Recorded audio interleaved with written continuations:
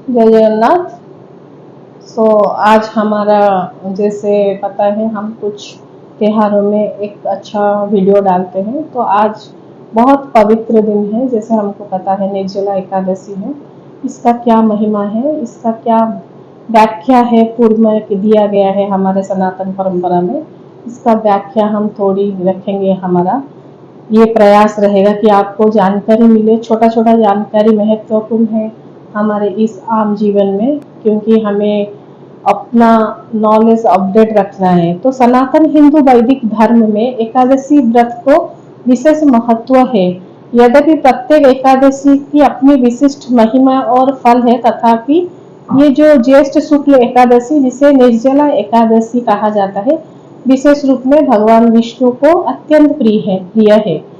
तो जैसे हमें पता है कि एक साल में जो महीने में 2 हिसाब से 24 एकादशी पड़ता है। तो चार जो उसको बड़ा एकादशी बोलते हैं। और यहाँ पे जो निर्जला एकादशी का क्या महत्व है अभी में हम जानेंगे। क्योंकि जब सूर्य वृषभ राशि से मिथुन में प्रवेश करता है और उस समय ज्येष्ठ शुक्ल एकादशी आती है, तब जल का त्याग करते हुए इस व्रत को करने का विशेष विधान रहा है। ये व्रत उन साधकों के लिए अत्यंत महत्वपूर्ण है जो किसी कारणवश वर्ष भर एक एकादशी का पालन किया ही नहीं है। निर्जला एकादशी का व्रत करने से वर्ष भर की सभी एकादशियों का व्रत का फल भी प्राप्त होता है स्वतः। इसलिए इसे व्रत राज भी बोलते हैं। भारत में एक प्रसंग है, जैसे हमें पता है कि सारा एकादशी में एक बुक मिलता है, उसके पीछे एक प्रासंगिक कहानी रहता है। तो इसके पीछे क्या भूमिका है, क्या प्रसंग है, इसके बारे में थोड़ा बहुत चर्चा हम करेंगे यहाँ पे। जैसे आपको पता है पांडवों में भीम जो है वो अत्यंत भोजन प्रिय थे।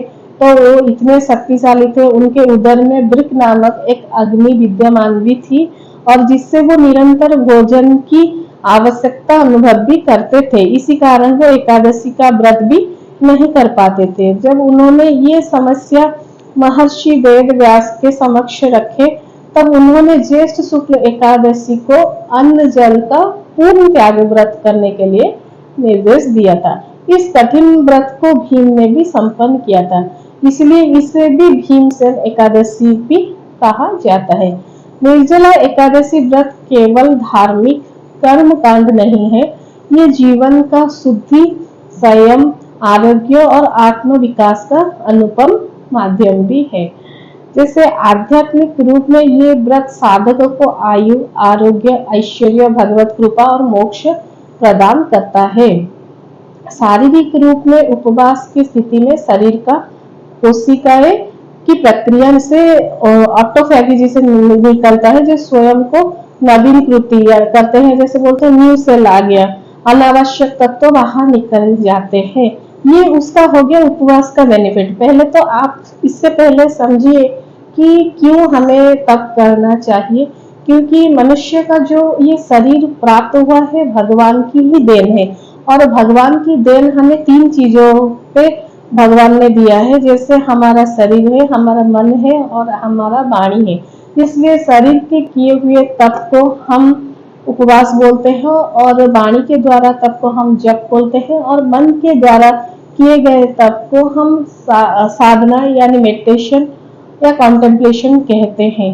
ये नित्यांत जरूरी है भक्ति साधना में, क्योंकि जब शरीर तपता है, रोग तपता है, तभी जाके तपस यानी साधना उन्मुक्तता की ओर दौड़ता है। तो शरीर का तपना भक्ति का एक अनिवार्य अंग है, और उससे ज्यादा भी जो जो लाभ होता है, हम जैसे बोले कि सेल का भी एक्टिवेट होता है साइंस के हिसाब से। फिर मानसिक रूप में ये उपवास मन को शांत और एकाग्र भी करता है, और इंद्रियों पर नियंत्रण भी बढ़ाता है, और आत्म संयम का विकास भी होता है। और आयुर्वेद के अनुसार व्रत शरीर में संचित विषाक्त द्रव्यों को बाहर निकलता है, जिसमें तनाव, वात रोग में कमी आती है। यही कारण है कि उपवास डिटॉक्सिफिकेशन और ऊर्जा संतुलन का प्रभावशाली उपाय माना गया है। व्रत का विधि और अनुष्ठान, ये हम जानेंगे क्या क्या व्रत का होता है। ये व्रत दशमी के रात्रि से प्रारंभ होकर द्वादशी के प्रातः तक चलता है। इस अवधि में साधक को पूर्ण संयम रखना चाहिए। निद्रा, क्रोध, आलस्य, असत्य वाणी और विवादों से बचना भी चाहिए। भगवत की श्री विष्णु पूजन, श्री विष्णु सहस्त्र नाम, गजेंद्र मोक्ष स्तोत्र, श्रीमद् भगवत गीता का पाठ, भगवान का संकीर्तन एवं गुरु द्वारा उपदेशित मंत्र का जाप भी कर सकते हैं। निर्जला एकादशी व्रत धार्मिक, आध्यात्मिक, शारीरिक और मानसिक सभी दृष्टियों से अत्यंत कल्याणकारी है। अतः हर व्यक्ति को जीवन में कम से कम एक बार इस व्रत का पालन करना ही चाहिए। ये व्रत इष्ट की प्राप्ति और आत्म शुद्धि और मोक्ष का सशक्त साधन है। ये तो गया सनातन परंपरा के हिसाब से। अब मैं एक ही बात बोलना चाहती हूँ, जो भी हम बार बार सुनते हैं कि मोक्ष क्या है, लिबरेशन क्या है, ये कभी भी आपके मरने का बाद ये यात्रा नहीं है।